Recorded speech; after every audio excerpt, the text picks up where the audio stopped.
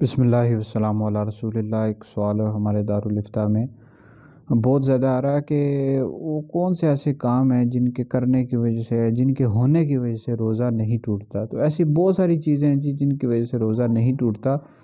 بہرحال مزید اگر آپ نے پوچھنا ہو تو آپ نیچے کمنٹس میں پوچھ سکتے ہیں، انشاءاللہ آپ کو بتا دیں گے۔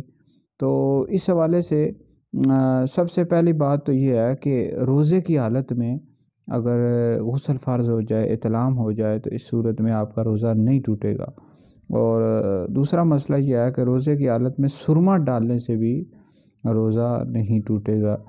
اسی طرح تیسرا مسئلہ یہ ہے کہ روزے کی حالت میں مسواک کرنے سے بھی روزہ نہیں ٹوٹے گا، لیکن اس میں احتیاط یہ رکھیں کہ اس کے جو ریشے ہیں حلق سے نیچے نہ جائیں۔ بہرحال مسواک کرنے سے روزہ نہیں ٹوٹتا۔ اسی طرح روزے کی حالت میں غیبت کرنا، چغلی کرنا، جھوٹ بولنا، گالی دینا اگرچہ بہت بڑے گناہ ہیں اور ان سے روزے کی نورانیت پر بھی فرق پڑتا ہے، لیکن ان سے روزہ نہیں ٹوٹتا۔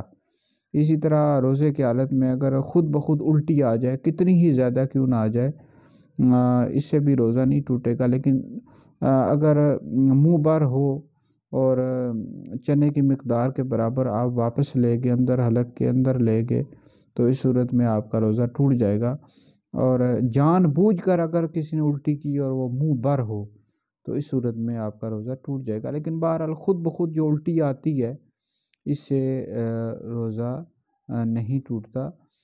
تو مزید اگر آپ نے سوالات کرنے ہوں تو آپ میرے نمبر پر بھی رابطہ کر سکتے ہیں، اور اسی طرح آپ کمنٹس میں بھی سوالات کر سکتے ہیں، انشاءاللہ جوابات دے دیں گے۔